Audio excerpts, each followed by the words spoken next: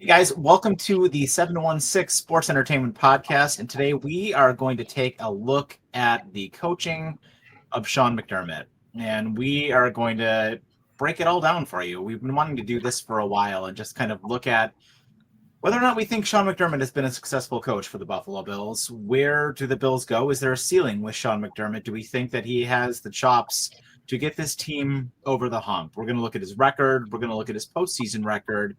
We're going to look at his decision making and kind of just see where we think this team can be headed into what seems to be the most favorable year this team has and the most opportune year. We can all come to the agreement that the Bills have a shot at getting the 1 seed, we think, this year. So with that, I am Mike with 716 Sports Entertainment, joined by Mr. T. Reese, Mr. Sean O'Neill, and our special guest, Mr. Paulie B. So guys, let's break it down. So I guess why don't we first go around the chat here, and I don't know, why don't you guys just give your initial thoughts, and then we can actually start talking about some numbers after that. Go ahead, Sean. Well, I mean, anybody who knows me knows my general opinion of Sean McDermott is not particularly favorable. It's pretty much a given at the end of any Bills game that I will quote tweet "Fire McDermott." I think his decision making is not the greatest. I think that he has a ceiling that he's reached at this point, and as we go further into this, we can discuss that. But I don't think McDermott can get the job done for them. Yeah, I haven't really been overly impressed with McDermott. All right, let me take that back. I'll rephrase that. I was impressed when he first came. He reestablished the organization, got it organized. He did build up a winning franchise. Problem is that once you do that, there's not very many coaches that come in and do that, and they're able to get you over the hump. Sometimes you need a new voice because he's been here for a long period of time. You need a new voice in that locker room. You need a new voice on the team. I think this team's missing that. You're right. Sean McDermott's decision making is always an issue for me, especially when it comes to personnel. He literally confuses me with his personnel choices every year. And it's like multiple times during the season of who he's allowing to start, who's going to play this week, who's not playing next week. That drives me nuts. And last season he showed a little growth when it came to being aggressive.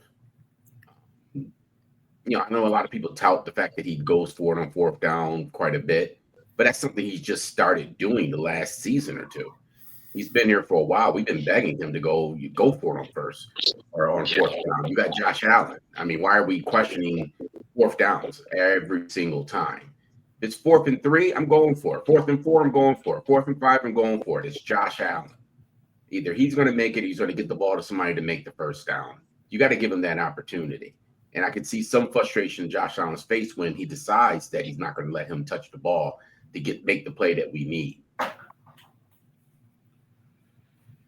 For me, it's some personnel decisions.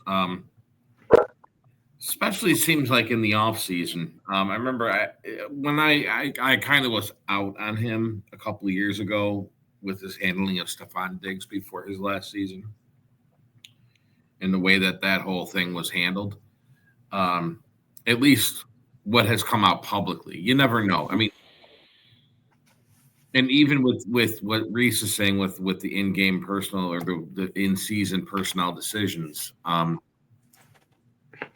we got to be careful because we don't know exactly what's going on in the rooms. We don't know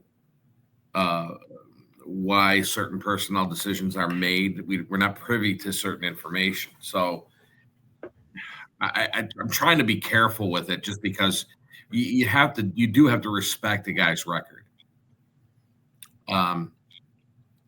Before he got here, and a lot of that is Josh, but before he got here, this franchise was a disaster. If you think about it, we hadn't made the playoffs for almost 20 years. And people weren't even talking about the Bills. I mean, I've been a season ticket holder since 2013, which was pretty much smack dab the middle of the drought. And it was just a way to get out and go party for a day, Now it's actually this game matters. This game is important in the league. And it seems like every home game this season is going to be a very, very important game, right up to the final one. So I'd like to see it change, but it's not going to happen. So I don't dwell on it. And that's kind of where I am. Well, my only pushback I give to you is in terms of, yes, you do have to give him credibility for what he did with the franchise. Problem is that only goes so far. Exactly. Right? We are now at a stage where we're expected to win. Now, coming with that comes the pressure of winning a Super Bowl. And McDermott has yet to prove to us, and he's had multiple shots at this, to get to a Super Bowl. Mm-hmm. And we keep failing. So I know what you're saying. I get what you're saying. I don't think they're doing a coaching change at all. Him and Bean are too connected.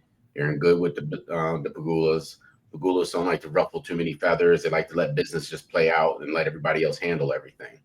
But at some point, if the heat doesn't go on McDermott anymore, now you have to change that heat to Bean and then up to Pagula. Because then you put it into the mindset of the fan base that you're complacent, you're fine. We're just going to keep holding on to that hope that we're eventually going to win one. And this is what we've been doing for probably the last 2 seasons, that, we should be winning it this year. We should be winning it this year. And it just doesn't happen. And I do think you need a coach that has been there, or even, granted, it's risky to bring in somebody different that's young with new ideas. But I think something has to happen in that regard. If he doesn't make it this year, I think all the heat's on this franchise. The heat is all over them right now. You got a new stadium opening up next year, and on top of that, you still haven't won a Super Bowl, and you've had multiple shots at it against the same team every single time. You can't beat them. I mean, at some point, you got to point the finger at the coach. But if no one's going to point the finger at the coach, us as fans have to start pointing the finger at the ownership and the GM. A word you used fits it perfectly with complacency. The too many fans in this city are just okay with the fact that McDermott got them over the hump and gets them to the playoffs, gets them to the AFC Championship game. At what point is that not enough for us? You know what I mean? Like you said, they're paid to win a Super Bowl, not to make it to the AFC Championship game. So here's a stat for you. Sean McDermott has coached 131 games for the Buffalo Bills. How many of those games do you think he's won without looking at any reference stat? I mean, I've already got it up. It's 93. Yeah. And it's 86. They're 86-45 in the regular season, and they're 7-7 in the postseason. How many of those are the big games, though? The postseason is where it matters, though, right? Like, being 500 in the postseason is. Yeah, it's 7 losses, but it's also 7 wins, though. It's 7 wins, but it's not. Now we're talking about playoffs. It's playoffs. No, we're talking about when we're talking about playoffs. I think we're kind of understating how difficult it is to win a playoff game. I want to stop you there. And out of those 7 wins, let's look at those. Out of those 7 wins, they were pretty impressive victories, and they made it look easy. I want to stop you on the playoff wins for a second there, because 5 of the 7 playoff wins were in the wild card round, and they pretty much blew out every single one of the teams they were playing in the wild card round. There was never a doubt. The Bills were a huge favorite, and they were at home for every one of those wild card games. And yeah, they blew out Denver last year. And the year before that, they almost lost to Miami's 3rd string quarterback. What was that? Skylar Thompson. right? That game got real close at the end there. And that's not impressive at all. I mean, yeah, last year they looked great. They killed Denver and they caught some lucky breaks beating Baltimore. But I'm not that impressed with their playoff performance overall. And something I actually want to circle back to is to your point about the playoffs. I don't think when push comes to shove in the playoffs, where Sean McDermott is supposed to excel as a defensive coach, I think he falls apart. The Bills' defense has been notoriously bad in the playoffs, especially in the playoffs, in the divisional round games and in the 2 AFC championship games. Way too many points allowed. And I get it. They're playing, they lost to the Chiefs 4 times. They lost to the Bengals. But the Chiefs were not world beaters last year at all. But somehow they managed to score 31 points on us, which they weren't able to do all year long against anybody. And they won 15 games last year. And they only scored 30 against us. And this guy's supposed to be this defensive wizard. I don't know. In my opinion, I don't think it's so much a defensive wizard. I mean, at this point, we've got enough of a sample size to say that the defense is just a defense to play safe. They can make sure you don't get any big plays. And you don't win Super Bowls that way. You just don't. You have to be aggressive on defense, especially in the playoffs. And he has this tendency to allow our corners. Did the same thing last year, which he had no business doing. I mean, I get you have injuries, but there's no reason for you to have your cornerbacks playing 10 yards off the ball. I'm sorry. You don't give Mahomes receivers. I don't care who he's got running routes. You don't give him a 10-yard cushion. And he seems to do that a lot to play it safe. And you just can't win games like that. You just can't, especially when you get going against some of the top quarterbacks in the playoffs. And this is why he cannot beat Mahomes, and he still has not to show. He has yet to show he can beat Burrow, 2 of the top quarterbacks in the league. He's faltered quite a bit in the playoffs, and it hasn't been pretty. I mean, some of these games you're just sitting there like, what are we doing right now? When are we going to get the ball back? I mean, remember that game against Kansas City? I'm like, when are we getting the ball back? I mean, hello, defense. Can we stop? Give them stop on one drive? Just one drive? Can we stop them to at least get the ball back in Josh's hand? At least try to pull us ahead? But they seem to fall apart in the playoffs. And of those 7 losses, how many were against Mahomes? 4. 1 against Burrow. And the other one was his second year, right? Second year of rookie year. Rookie year, wasn't it? Against Jacksonville. Yeah, and that was against a garbage team that had a great defense. So he has proven in the playoffs he can't beat good quarterbacks. And I have been the one to say you don't have to get rid of him, in my opinion, if you don't want to. But I need you to change the defensive responsibilities to somebody else. I think you need to bring somebody else to run the defense and stop allowing Sean to dip his mindset and his theories on running defense into that process. He needs to just let somebody else run the defense. Let's talk about challenges. In his career, he's had 38 total challenges. Do you want to guess how many were upheld? I'm going to guess that I think he's only at 10. 13 were overturned. No, Close. I think it's 10. 11. That's 11. sad. And I know you, Paul, you sit at the stadium, so you don't get to see the TV view. We're watching it on TV, and I'm just like, why is he calling? Why is he challenging this? And then you get to the spot where you're like, why isn't he challenging this? Exactly, that's the one. Too. That's my problem. Is there's a lot of times where he's holding the flag because I on those questionable things, I immediately turn my head and look where he is and see what he's doing. Because you can always tell if he's close to it. But there have been several times that I've seen where he's held under the flag where he shouldn't have. Yep. Even listening to his players scream at him to do it. That gets extra frustrating. And only adds fuel to this fire of, Fire McDermott type talk, which honestly is not really all that productive because it's not happening. Well, that's why I came with the alternative of bringing somebody else to run the defense. I think even if Bean's not going to do it, Pagula's got it. Somebody's got to say something. Like, we need a different mentality on defense. And me and you, Paul, we've had drives where we've talked about, McDermott and his personnel choices. I've told you, if you're going to run this nickel defense, you can't have small defensive linemen. I've been saying this since he's been running it. He's finally learned after how many seasons that I need to bring big guys in. Stop drafting little guys. You need to bring in big guys that can make an impact. Not these little small guys like Ed Oliver, who shows up sometimes but needs somebody else to play next to him in order for him to be effective. You got to have solid, big solid guys to play the interior of your defensive line when you're running that nickel as much as they do.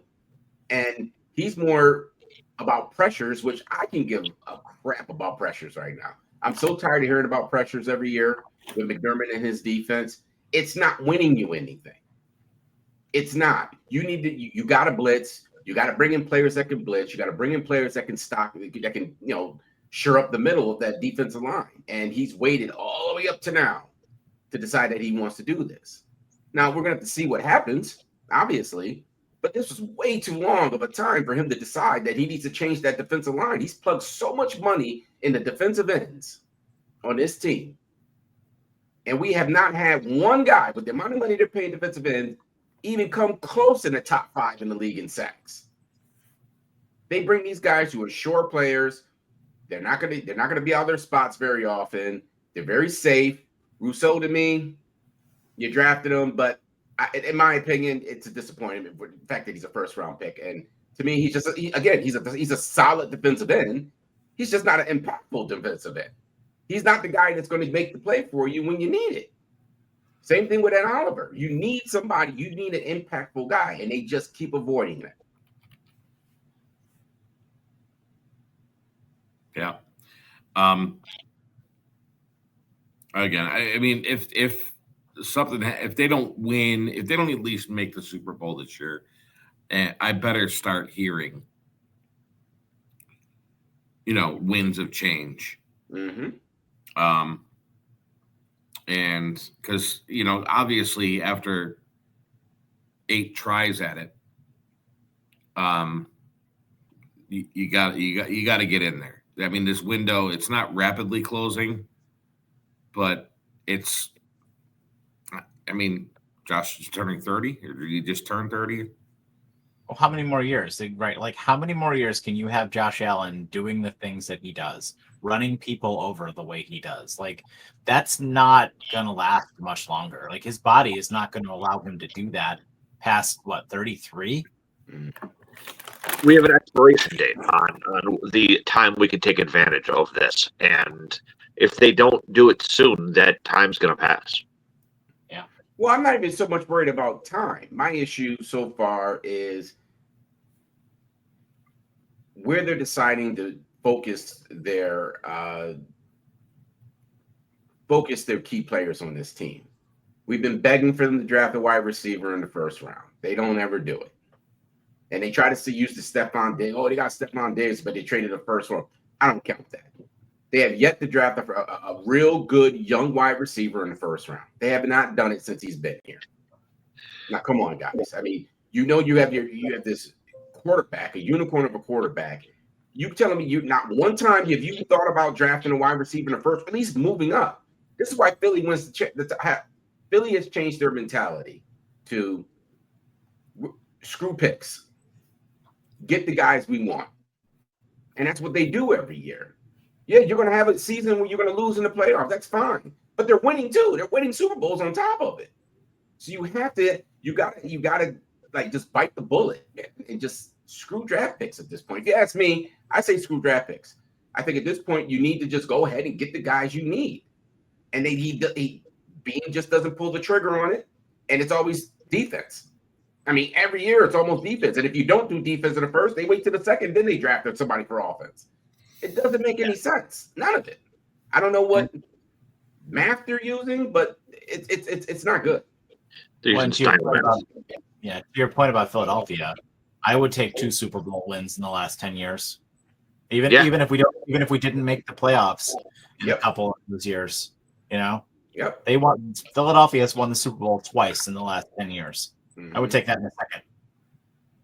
Well, we are going to get a little bit of an insight this summer because he's going to, with Hard Knocks coming in. We're gonna get a little bit of an insight and maybe a little bit of a peek inside that room, and see how the communication works and see how really truly how he's doing in managing players, egos, and stuff like that, because a lot of that goes into his coaching decisions, I'm sure, his personnel decisions. So maybe we'll get a little sneak peek in how that process looks, what that process looks like over there at One Bills Drive. Honestly, one of the other biggest problems I have with McDermott is his god awful time management. Yeah, he's definitely struggled. Yeah, I don't know that I've watched a team that has either almost thrown away games or lost games because of how terrible they are at running the end of the game, or taking timeouts when you need to take them, or or God forbid he takes a timeout and it helps the other team. I mean, how many times do we see that happen? Like, well, let's be honest. He's doing what was the guy that ran the Oakland Athletics, the Moneyball guy. That's how the Bills run their organization. They run the organization based off of that Moneyball theory.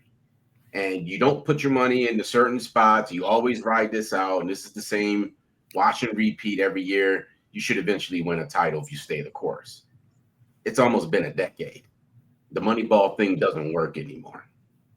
It's not getting you over the hump. So him and Bean need to just make a concerted effort to get players in here that are going to be impact players, not contributing players, impact players. And he's never drafted one.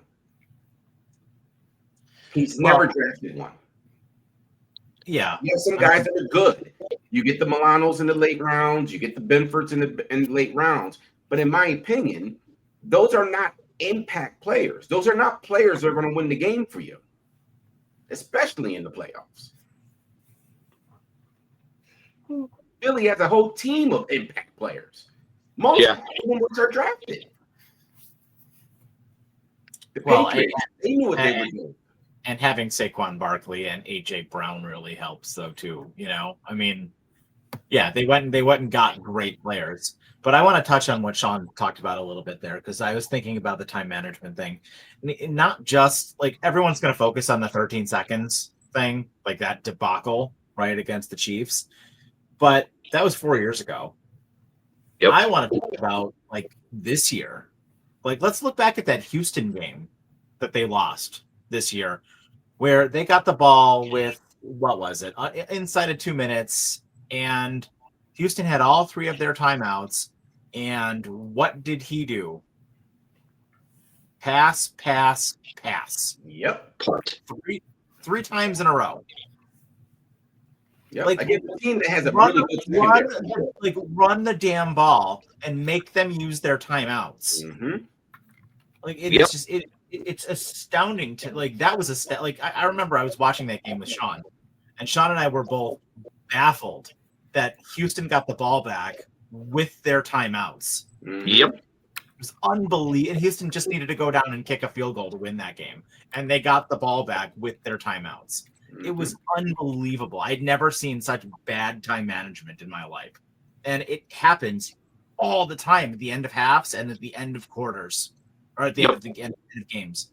It is unbelievable how much bad like get a kid who, like, get a 14-year-old kid who plays Madden to, like, manage that for you.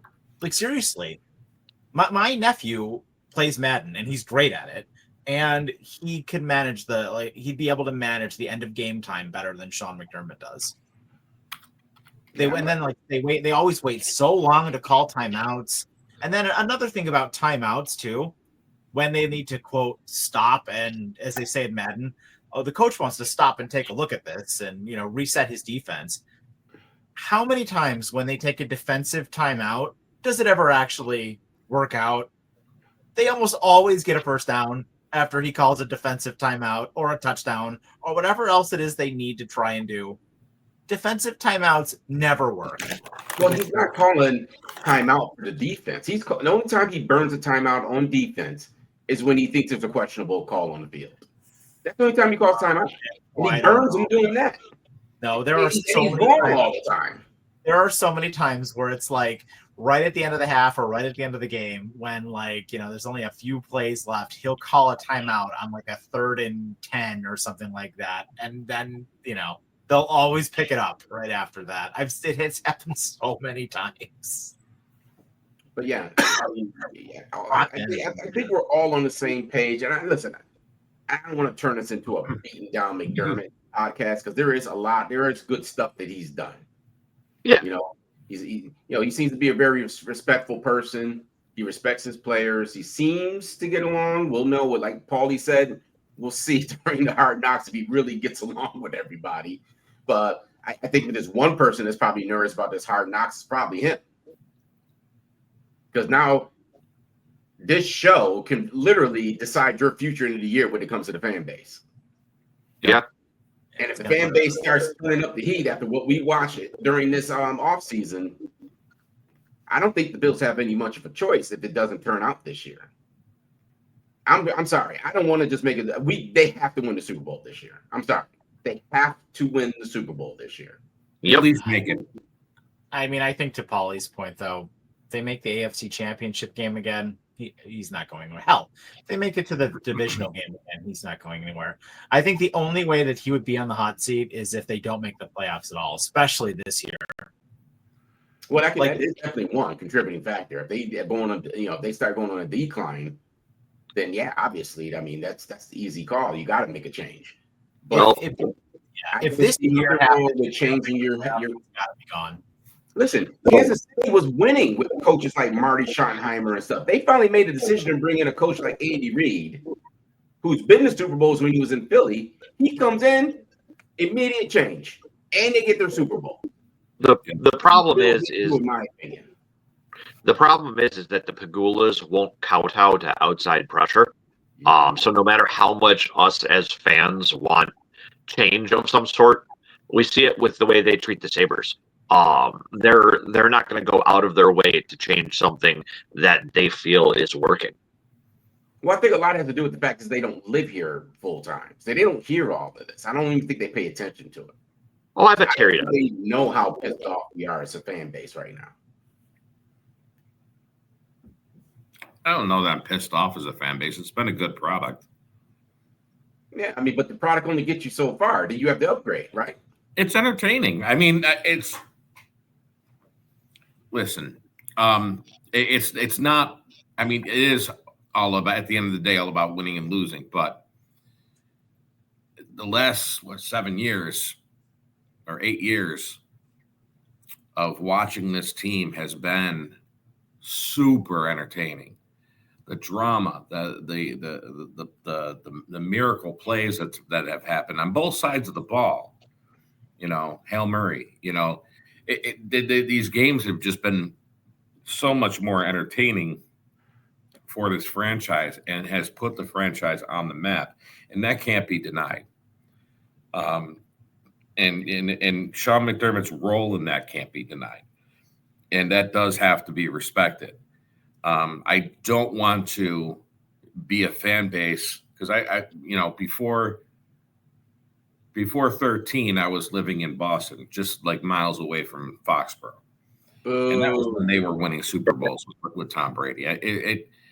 And you would turn on sports radio after a Patriots loss, and it was rare, but after a Patriots loss, you would have people in there having the same discussion that we're having right now. Difference is they were winning Super Bowls, we're not. That's the only difference. And my biggest issue with the whole fire McDermott thing or the bandwagon is, okay, fire your coach. What now? Yeah. What next? Who's available? Do you go with a brand new rookie coach, or do you retread somebody who's been fired 8 times? I still have not heard a good answer to that question. Like the hypothetical situation of Mike. Okay, we fired McDermott. What next? Who's going to take over? But see, That's okay. But so here's my pushback to that is fine. You can do that with any question you ever ask of somebody. You can do that to any question.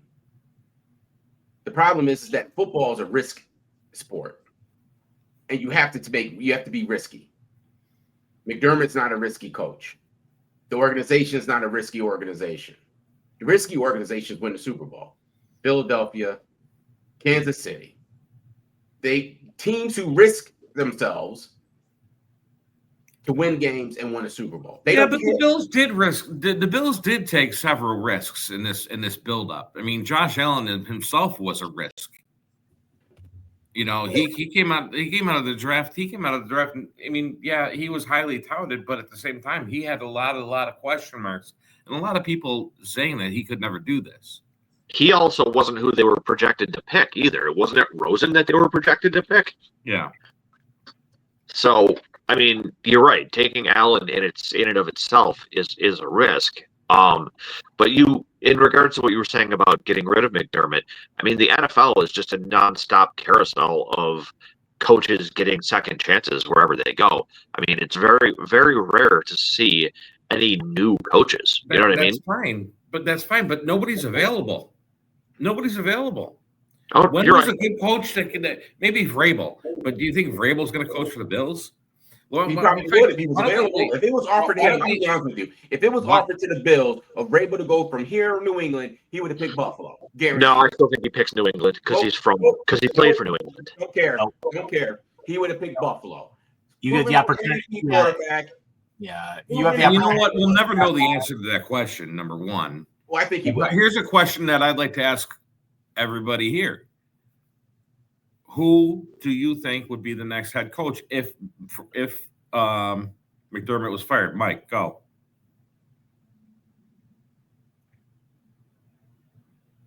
Bill Cowher. Reese. I like Bill Cowher, but you also have to know who got let go from other organizations. Andy Reid was let go from Philadelphia. Kansas City picks him up. They take right off. Philadelphia, they get rid of Andy Reid. This is a hypothetical question, a hypothetical situation. So I mean, you can answer it any way you want. Yeah, I know, but that's what I'm saying, though, is that you can't really answer that question until you know what other answers are out there. And we don't know until other coaches are let go, unless there's somebody in college everybody. All right. Sirianni got Philadelphia. You're getting a little heated right now. You're getting a little tight up there. Super Bowls. Think about that. Sirianni goes there. He goes to the Super Bowl twice and wins one. Okay. First of all, just it's hypothetical. So pick whoever you want, Reese. Make up whatever situation you want. Say what's his face gets fired. You can say, okay, well, Andy Reid just got fired. Let's pick up Andy Reid. Who would you want? Who would you want coaching Josh Allen and the Buffalo Bills outside of McDermott right now? Andy Reid. Give me Bill Belichick. Sean McVay. I was actually pissed Belichick took that South Carolina job. Yeah, give me Bill Belichick. I like the fact that he was out there. I thought the Bills still is out there. I mean, he still is out there. Who knows what happens in South Carolina? You know. No, but I mean, he could be available in the year. If there's any coaches, I mean, if you're going to let me pick any coaches in the league, absolutely, McVay, Belichick, Andy Reid, go down the list. There's a don't go down the list. Give me one. No, I'm saying any one of those three. He doesn't even chart in any of those three. He's not even better in any of those three. That's three coaches. And honestly, if McDermott were to get let go, you could get Sean McVay to come here. For the opportunity to coach Josh Allen? Are you kidding me? Here's a question. If McDermott were let go, would another team pick him up? Oh, absolutely. Yeah, he would get a shot somewhere else. Oh, yeah, he'd get another job in a second. As a head coach or a coordinator? Yeah. No, he'd be a head coach. Yeah, some garbage team would pick him up, and then you'd get to see like how he actually is without Josh Allen, right? Like, because you know what? Let's call it like it really is here for a second. If the Bills if Josh Allen did not turn out to be what Josh Allen is today, McDermott would be gone already. Like Yeah. let's be honest, the Bills would not have won. The Bills would not have gone 13-3, 11-6, 13-3, 11-6, and 13-4, which actually is kind of interesting because if you look at the record, they won 13-11, 13-11, and then 13 last year. So they're going to win 11 this year. No. Just kind of continue that trend. But no, but in all seriousness though, like where do they, where where does it go? I don't know. Like if Josh Allen was not here, I think McDermott would be gone already because the Bills would not have made the playoffs consistently like they are. Oh yeah, if Josh was not here, we'd still be in purgatory and probably moving. Yeah, absolutely. And because he's not a risky coach, they're not going to take a shot at a proven quarterback. They're going to keep trying to get, middle tier quarterbacks like they've been doing in this organization since the 90s, since the end of the Super Bowl era for the Bills. They've just been getting middling coaches or quarterbacks, and that's probably what they would have done still. Is just get some quarterback that could hold them off, draft some rookie quarterback who nobody ever thought of anyone was going to draft. And they would have brought Daniel Jones here. Oh, yeah. I wouldn't be surprised. I could see Daniel Jones probably being drafted by the Buffalo Bills. No. Like right now, like if Josh Allen was here, like they would have just brought his ass over. He might have Aaron Rodgers for all you know. Who knows? Yeah, actually, yeah, you're right. That's a Buffalo Bills kind of move right there. It's like, oh, this will sell tickets. Who? Rodgers. Like I said, I'm not trying to beat up on McDermott, but if you can name 3, 4, 5 coaches that are better than him, there's room to improve. Well, then there's also room for him to improve. I mean, if he's going to be here, he has an opportunity to improve himself. And obviously, this is something that we are forced to make sure that he has that or know that he has that opportunity to improve. You can be as doubtful as you want, but that opportunity for him is there. But I know the opportunity is there, absolutely. But we have a 8-year sample size. I understand that. The stripes don't change. It's been the same. Well, yeah, and I mean, I guess the most important thing is that he's going to have to really keep it easy with the making sure the team doesn't work like the terrorists of September 11th. Oh, jeez. When did he say that? Somebody had to bring that up. That was in those memes are the best, though. That was like last year. It was 2 years ago, right? Like yeah, December, that hit piece on him. It was like he told the team they needed to work together like the terrorists of September 11th. Yeah, that was 2 years ago. But again, like I said, I dig what you're saying, Paul. With who else do you get? But as an organization, you have to take a shot at something else if it's not working. Yeah, but I mean, again, to me, the last 3 or 4 years since I've been thinking about this, all the candidates that were out there each offseason, I mean, yeah, McDermott was the better choice of any of those candidates. Whoa. You had Vrabel this offseason. You had Belichick the season before. Yeah. You had choices, but they're not a risky really good ones. And I don't think Pagula even knows who half the coaches are in the league anyway. Well, Pagula doesn't. Bean does.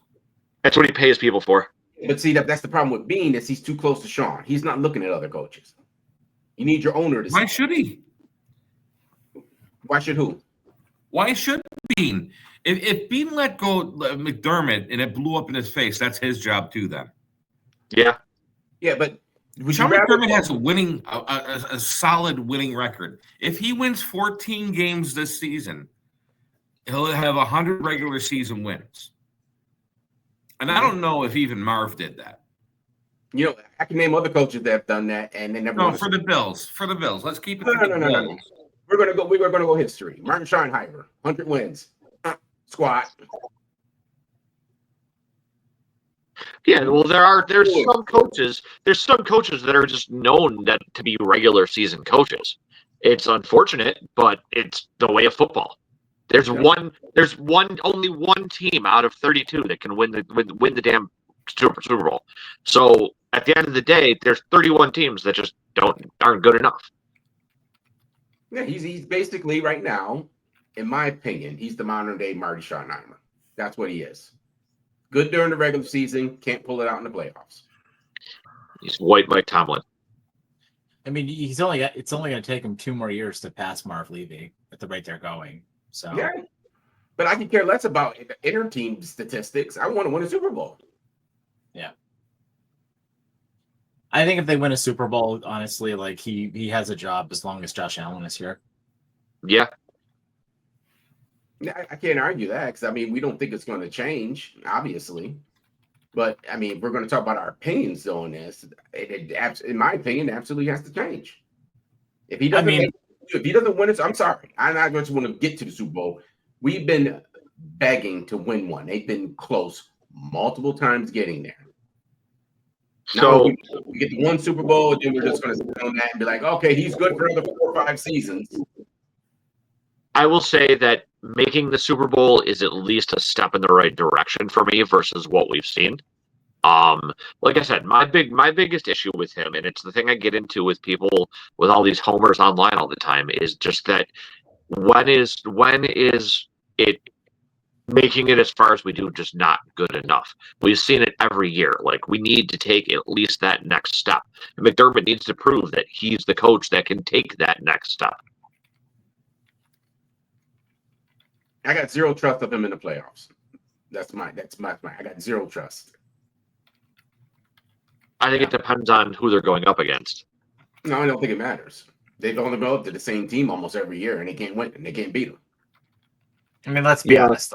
They're going to have to beat the Chiefs, right? Like, Maybe they're going to have to beat the damn Chiefs. Like, every single year they would, to get to the Super Bowl, they would have had to go through the Chiefs. Even the year they lost to the Bengals, they would have had to go through the Chiefs. They're going to have to go through the Chiefs. Like, say whatever you want. The Chiefs are going to cheat their way to the effing Super Bowl or to the championship game. They do every year. They get incredibly lucky. Then they get some garbage team like Houston or Pittsburgh or something like that, and they find their way to the AFC Championship game. Baltimore's going to choke. They always do. I mean, maybe Cincinnati, sure, but let me ask you, hey, Paul, in your opinion, excluding McDermott, what do? What changes would you make? He definitely needs a strong defensive coordinator, I think, because I think what my perception of it is that Sean is very corporate. He is very careful with his words. He's very, he's managerial. I think he needs to take his thumb off of the defense and focus just on the head coaching duties and get a strong defensive coordinator in there. The team was a lot closer with Leslie Frazier in there. Yeah. I don't know. I think I disagree. I mean, I don't think Sean's very corporate at all. Look at that hair. He looks like Fabio. That's Sean. Don't be jealous. Yeah, I mean, I agree with that. He's definitely a by the books guy. Doesn't want to ruffle feathers of management. I don't. Again, we'll see in the Hard Knocks if he actually gives the front office any pushback whenever they make a decision. Somehow, I don't think there's a lot of arguing between him and Bean. I just don't. I think Bean does whatever Sean says he needs. I think so too. I think Sean runs the ship. I don't think Bean runs the ship. Yeah, no. I think because if he wasn't, he wouldn't be picking the defensive line every year in the first round. Because they brought Sean in first, right? Before they brought in Bean. Yep. Sean was involved in hiring Bean. Yeah. Yep. And that's always been my pet peeve in NFL is like once you do that, you're tying the GM to the head coach. If you got to get rid of somebody, there's very few times you ever have to see him have to get rid of both of them. I mean, isn't that the story of most front offices, though? Is that the coach and the you don't think so? No. Look at the Sabres. It's rare that in NFL that you get these type of relationships with the GM and the coach. So, like, look at the Giants right now; they're stuck. Yeah. I mean, when you hire a guy who's friends with the GM or even friends with the owner, you run into these type of situations where, like, if you get rid of one, that means you may have to get rid of the other. Or if you have an owner who's good friends with a head coach, you're never seeing that coach leave. Yeah. Like Mike said, look at the Sabres and hockey for a good example. Well, hockey's a different animal. I mean, that's kind of apples and oranges when you compare hockey. No, I think he's just meaning as far as relationships with the front offices and that kind of That's thing. what I'm saying. Hockey's a lot different because they just recycle the same people over and over again over there. It's very rare that you ever see a brand new up and coming head coach coming from like some sort of college ranks or coming from, the AHL or the CHL, any of those organizations. They don't really do it that often. I think you're more likely to see a newer coach in hockey though than you are in football. No, hockey just repeats. They just recycle the same coaches every But year. so does NFL. Huh? No. NFL more so brings in new coaches compared to hockey. Hockey's very traditional, and they do not like to, trust me, they rarely ever take rookie head coaches to ever make it anywhere in the NHL. It's a rarity that they even take over a team. And that's why the Sabres are in their spot. But that's a Sabres talk, though. But to close it off, I just think that they need to go ahead, and if he doesn't do it this year, I'll be honest with you, I doubt they do it next year because they got the new stadium. But they got to make some sort of change within his coaching staff. You got to tell Sean, like you said, Paul, take your finger off the defense. Let somebody else run it. You got no say in running in there and doing this and that. Obviously, as a head coach, you can help with making decisions. But when it comes to the personnel needed for the defense or what philosophy you run on defense, allow somebody else to do it. And please get a new kicker. Oh, yeah. But see, that's my personnel issues. Is we see players like him, they just hold on to him too long to the point where we really need them to win a game, and they end up blowing it for us. I mean, is Bass going to be on the team this year? Yeah, he'll be on the roster. The thing with kicker though, like how you, other than drafting somebody, how are you going to upgrade that position? You know what I mean? Yeah. You're not going to upgrade that position. You can say get rid of Bass, but just like getting rid of McDermott, who are you going to bring in? You know, you can draft a kicker. You can draft a kicker. I know they could have. That's what I said. They could have drafted a kicker. They didn't. So now, what are you going to do? You know what I mean? What are you gonna do? Who are they gonna bring in that's gonna be any better than Tyler Bass? Like none of these teams are gonna let go of their good kicker, you know. No. Well, Tucker's wasn't he? Oh, you should. Yeah. And you know what? I say it every year. I say it every year. Spend a 7th round pick or a 6th round pick on a kicker. Why not? Anyway, you might as well bring a kicker or a punter or something like that. Those players don't even make the team half the time. Spend a 6th round pick on a kicker. Why not? If they brought Tucker in team, maybe they'd win a Super Bowl. That way the team could get their happy ending. Well, he was struggling in Baltimore last year, too. So yeah, a lot of kickers struggled last year. Yeah, a lot of kickers did. Absolutely. All right, guys. So final thoughts then. So we think that it's just you got to bring in somebody to Reese. You think he's got to bring in somebody to run the defense. Paul, you kind of feel the same way. Sean? Fire McDermott. No, I think that this year is his move it or lose it year, like his make it or break it. And if he doesn't at least get them to the Super Bowl, they need to move on from him. And I do agree with both T and Paulie, though. He needs to bring someone in to actually run that defense for him. Yeah, I think they got to get the 1 seed this year. I think their path to the Super Bowl this year of all years is through the 1 seed. The schedule is so favorable this year. Get that damn 1 seed.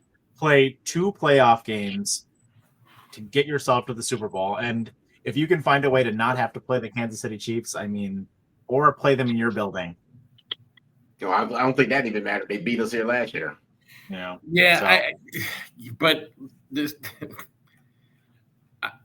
our last game we lost by 3 points. 3 points away from it. We are 4 points away from a Super Bowl.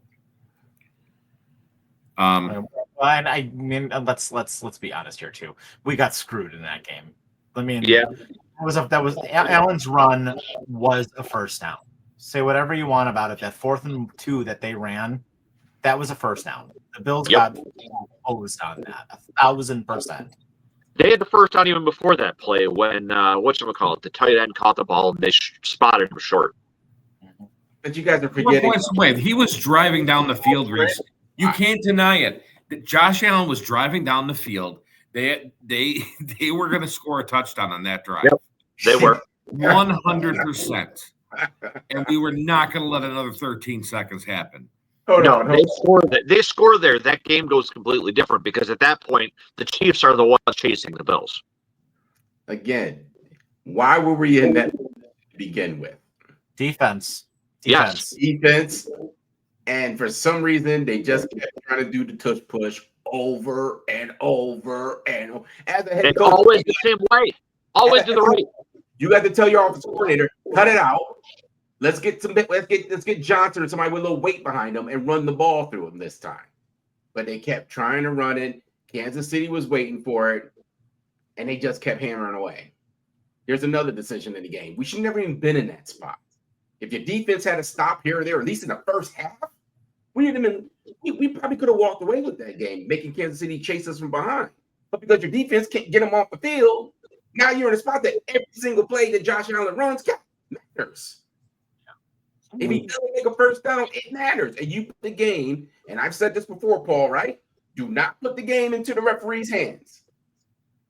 And what did they do? They Put it in the ref hands. The referee's hands. No, I mean, I agree. We shouldn't have been in that position. We could say the same thing about Super Bowl 25, where we shouldn't have had Scott Norwood be in the position to make that kick. No. You know, but you can say the same thing there. But what happened. We still got screwed, and you need to admit that. No.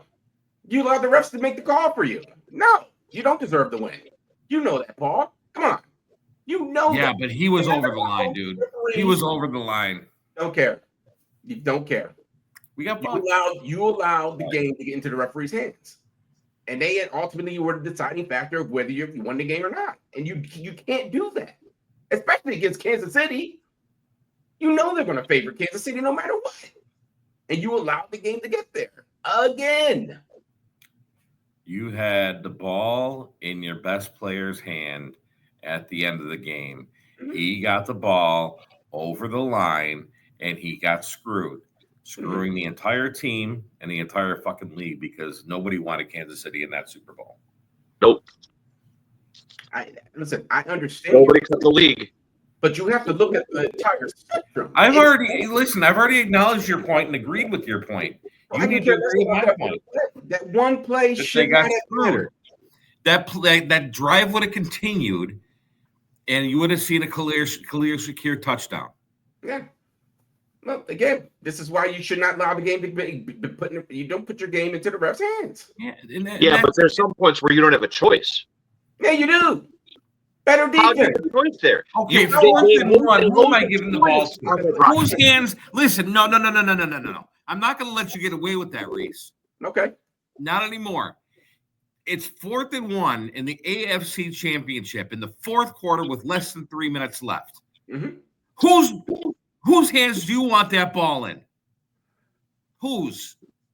You would want it in Josh Allen's hands. Josh fucking Allen. But how many first? Okay, but as a coach, right, you have to know what your team is struggling with and what they're not. They struggled all game with the tush push. All game. You gonna run it again? Yes. Again? Yes, I am. What are you trying as a head coach? Statistically, that's the play to run. Every fucking time. Every time. Who was that clown? Who was that clown that was in Los Angeles, the Chargers coach? Who kept running kept going for it on 4th down. Who was it? Haley. What happened to him? Fired because he kept running the same damn thing over and over again on 4th down. What are you doing? When is the head coach you say enough? I'm not going to keep running. We need to change the direction here a little. I'm putting the ball in my best player's hand. Did you pick a different play? Because the year before in our stadium, they didn't do play. that. They put the ball in DeMar Hamlin's hand on a big fucking punt. You pick a different play. You're telling me you picked there then, You're telling me, Paul, that's the only play they could have ran with Josh Allen. Is that what you're telling me? Is that the position you're going to take? That's the play you want to put Josh Allen in. No, Paul. I'm asking you. Do you believe That was the only play they could run with Josh Allen in that situation. It's yes. Oh my God. Are you serious right now? Yes. That's the only thing you could run. Josh got the first down. He got it though. He How many got times did he it. not get the first down? The tush push It all day. worked. He It got didn't the work. fucking first down. It worked. It didn't work. The play worked. Didn't work. The play did work. They got screwed by the refs. Nope. Football, you don't allow the refs to make the call to win you, help you win a game. That's on you. There's no way in hell that I'm going to sit there and run the same play again. It worked twice. My team worked kept going both the whole times. game. They can't do It it. worked both times. The whole game. Both times it worked. No, it didn't. On the same fucking drive. You're out of your mind. You are out of your mind. They had I'm to out of run my the mind. push more times in that game than any game all season. All season. It was working all season. Were you To watching this the day, game? you have to pivot. Every You have to game pivot it and worked. make It changes. happened every fucking game, and it No. worked every time, and it Nope. worked in that game too. Tell me this. Tell me this. When have you seen Andy Reid sit there and run the same damn play over and over again just to get the first down? He does it all the time. No, he doesn't. He changes the play every time. Don't run the same play 3 or 4 times in a row to get a first down. You got to make changes. First of all, Sean McDermott does not make the play calls. What? Valid No, point. yes, he does. He gets He's not the calling plays. He's not calling plays. He's got an offensive coordinator that calls the plays. We don't. To be fair, we don't know how much. Josh can do or cannot do at the line, right? Like if Josh wants to audible, Josh absolutely has. I'm sure they give Josh a ton of autonomy to do what he wants to do, on the field. So we don't know for certain where that play call is coming from. So I don't want to crap on anybody for that because it could be Josh, it could be McDermott, and it could be Brady. It could be any one of those 3 guys that is responsible for that. So I don't necessarily want to blame McDermott for that. Well, hang on. Paul, why does the head coach have a headset on? So he can yell at his coordinators? And he can hear what they're calling. You don't know that he didn't. So statistically, I'm going to guess that the QB sneak is the play most teams are going to lean towards in that situation. So I don't necessarily fault them for doing. Okay. That's true. Okay. Most teams have run with the running back. They usually take a running back on that play. Very few teams run a touch. It depends on the I didn't say the touch push in particular. I said the QB sneak. It depends on the type of quarterback you have, though, too, I think a little bit there, right? Because, a bigger body quarterback, look at Philadelphia won the damn Super Bowl, right? And look at, you have Jalen Hurts, Jalen Hurts, they run that play 1,000 times out of 1,000. It works for them, though. Every single time. They probably do the same thing. Well, I would say that Baltimore doesn't do that because they have, what's his face? Derrick Henry. But I mean, even Lamar's a smaller guy.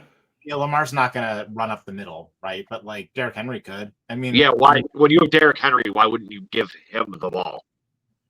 Why don't you have a running back that can help you on that? Well, that's because the Bills have a running back that doesn't play goddamn 3rd and 4th down. So that's a problem in and of itself. Yes. You could put Ray Davis in that spot. You can do Ray. You can do Johnson. Yeah. But a head coach has the headset on, and at some point he says, "Listen, we have to come up with something different out of this play." Josh, stop running to the left. They're waiting for it every single time. Every time they've had to run the tush push, it took them 2 chances in that game to get the first down. Every single time. 3rd and 4th down. That's not productive. That's not. If you're going to tell me that's the only answer you have, you're not Philly. You don't have Philly's offensive line. I'm sorry. You don't. Stop thinking you do. No, I'm telling you, we have, if not the second best, the best offensive line in the league. No, I'm talking in that particular play. Okay. You have After last year, offensive line to run that play. That's why every team doesn't run it. I mean, when you have a QB who takes as few sacks as Allen did last year, it definitely says good things about that offensive line. Right. But that particular play, your offensive line was not up to the task. Yes, it was, though. Kansas City's defensive line. Yes, it was, though. Okay, so what was the difference between the Philly doing it in the Super Bowl and the Bills doing it against them? What was the difference? The refs. The refs. No. Philly got him without a question. That was no question. There was no question there. The whole game. There was no question there. Oh my God! Are you going to tell me the whole game? You are insane, dude. You are insane. Wait. You should watch that game again. Every time they try to run the tush push, they struggle to get a first down. Different circumstance though, because Philly was blowing them out in the Super Bowl. Like did Philly even run the tush push once in the Super Bowl? They didn't need to because they were up. They did several times. They buried. I remember watching what's his face holding his neck after the first time they ran it. That's why they wanted to stop the tush push after that game.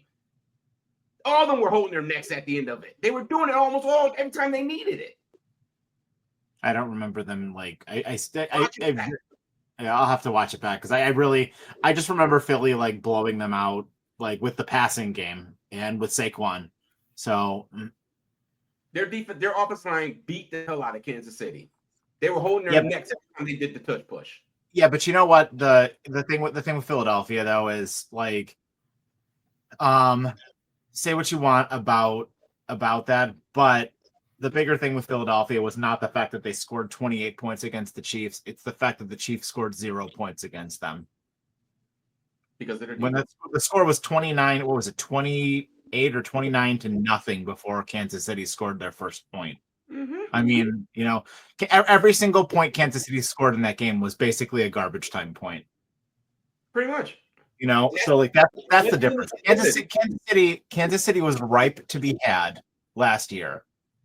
Like, and you know, it's a shame that the Bills defense could not get it done. We never should have been in that situation to like, you know, as much as I'm enjoying listening to your banter between the two of you. Yes. We never should have been in that situation. Like the Bills, the defense should have been better. We should not have needed to run that play. I don't think we should have made it make a stop in anywhere. Make a stop so they're not ahead of you, so you don't have to put your offense in that situation. But to Paul's point, I want the ball in the hand of my best player every time. Yeah, but I understand that. But you don't have to do the tush push with your best player. No, bootleg him to the outside. It sounds like that's the only option he has. I don't know. I'll tell you. I mean, I know it's not the same, but like in Madden, whenever I run Josh Allen to the outside, I always get like 6 or 7 yards. How about we try that? Why couldn't we have tried that? Why couldn't we have tried that on third down instead of waiting to fourth down? That's the point that I'm making is you decided to keep running the same play, knowing all game Kansas City was making you run it 2 times in a row to get your first down. Because Change it worked. It up. Because it worked. It worked. No, I'm sorry. You know, none of this would even be a question if they would have gotten the call correct when Dalton Kincaid crossed the line when he caught the pass, but they didn't get that one correct either. Good point.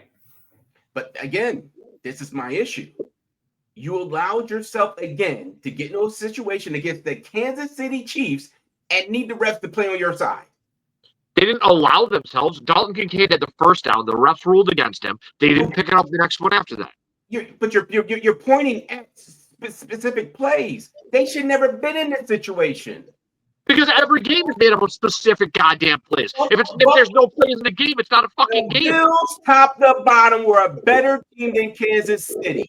They should never have been in that situation in the fourth quarter. That's it. They never should have gotten to that point. And they allowed it to. And you think the referees were going to be like, oh, it's the Buffalo Bills. Screw Mahomes. The Bills are going to. No, they take every opportunity. And we said it numerous times that the refs always side with Kansas City no matter what. No matter what. And you allowed them to do it again. And we're supposed to be like, oh, we had a first down. No, you made the refs win the game for them. You allowed it to happen. The refs shouldn't be blowing 2 calls, not alone in the same game like that, but on the same damn drive. That's why you take it out the ref's hands. You win the game. You tell your defense to get in there and beat somebody up. And all they did was get ran over. Unfortunately, sometimes you can't take it out of their hands. Oh, okay. It Sure. happens. Sure. So what was the difference between the game we played them early in the season and this game? First of all, it was at home. This was at home. Yep. I'm pretty sure that this one was in Kansas City. No, we played them at home during this playoff game. No, we didn't. No, we didn't. Kansas City came here. No. They were the 1 seed. They were 1 seed last year, T. They were 15-2 last year. Yeah. No, Kansas City came here. No, they didn't. Season, they were the 1 seed. No. I'm talking last year. Right? Didn't they come here? Not in the postseason. No. They beat us at home in the playoffs once already. Yeah, 2 years ago. 2 years ago. Last year, the AFC Championship game was at Arrowhead. Yeah. That's even more of a reason not to even let them. That's even more of a reason. That's more of a reason to not allow the referees to get involved in this game. They beat us here. They beat us here in the divisional round 2 years ago. Or the ref made a bad call here, the ref made a bad call here. How about you go out and just beat the team? How about you just go in there and beat the team? And stop hoping the referees will side with you. What's wrong with that? What's wrong with asking your head coach to get his defense together to stop Patrick Mahomes and his best friend, Andy Reid? How about that? Why is that too much to ask?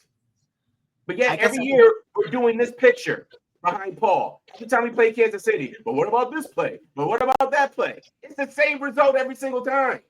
Exactly. And who is at fault for this? McDermott. Exactly. I guess I just don't understand, right? And it goes back to who were y'all saying like would be a better fit than McDermott? Looking at the Chiefs last year, we were the only team they scored 30 points on. The only team they got more than 30 points on. I don't understand how this coaching staff is that inept. Like, it's supposed to be McDermott's bread and butter, defensive coaching. But, like, I mean, you have teams like the Raiders and the Giants. Congratulations, Josh Allen, by the way. I hear you got married yesterday. Yep. The Giants only let the Chiefs score, like, 17 points on them. I mean, garbage teams, the Raiders, like, so many, the Broncos, who we smoked. They let the Chiefs score like 12 and what, like 18 on them or something like that. I mean, so many of these bad, dumpster fire teams, their defenses could figure it out. Like, why do we have this like phantom boogeyman syndrome with the Chiefs? It's like they're the big bad wolf. It's like they completely have. It's like, how the Bills have the Dolphins number. The Chiefs have McDermott's number right now, or like what we do to Baltimore. For now, we got a whole new season ahead of us. I hope you're right. I mean, I was saying this earlier. Okay, please, then don't watch. What can I tell you? He's going to be the coach. You're going to see it again. You're going to see the show, or you're not. No, and you know what? I like, Paul, I like your point from earlier because you know what? The ride has been a lot of fun. I don't know if I credit all of that to Sean McDermott. I credit most of it to Josh Allen and his just unbelievableness. Like, I've never seen a quarter. I've never seen an alien. Really familiar? Yeah, it does look familiar. Hang on, hold on, Paul. I ain't done yet. That's last year. Let's look at this. Let's look at that season before that. Oh, no, same image. Same Dude, thing. we don't need to go through this. We know the Bills' history over the last 6 years. We're going to show the first down marker. I'm going to show you what Josh looked like after every time he played Kansas City. Look at that one. Same thing, year before. Same look. Keep continuing to live in denial, Reese. No, you live in denial. I do not live in denial. You're passing excuses to the referees now. It's the reason why now we can't beat Kansas City. Well, is it not true? Because we put it in their hands. I don't care. I don't care that we put it in their hands. I don't care. It doesn't change the fact that he had the first down. I got another picture here. Let me get that one up. Let me get this other one up. I mean, there's quite a few of them. It doesn't matter, though. Hang on.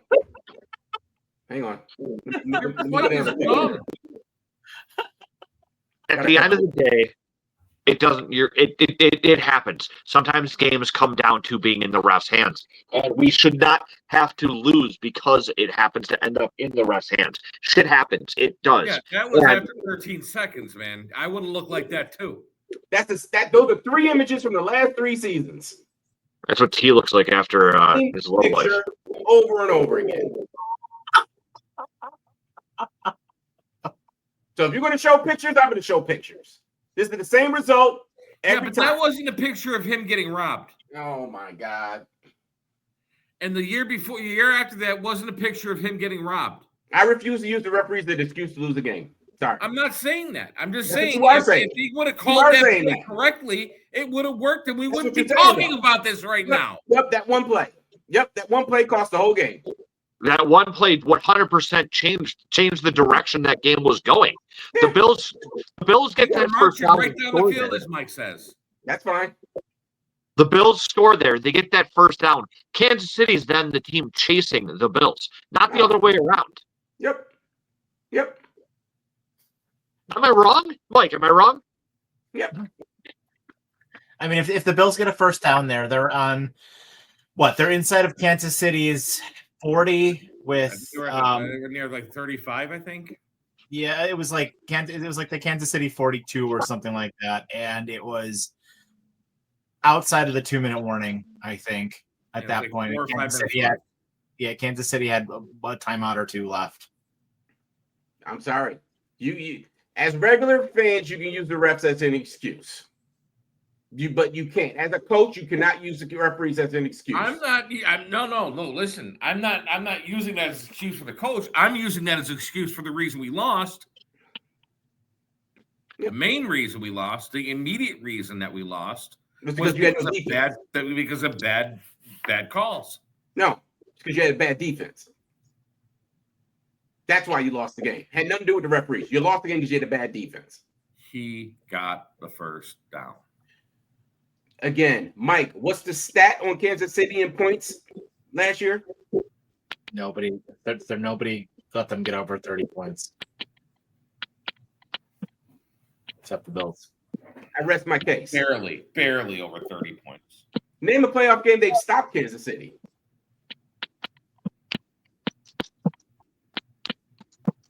McDermott's had several shots at stopping Kansas City's offense and has never done it. They got the first down. So how about we all agree to this? That this is in the past, and at this point, it doesn't matter going forward.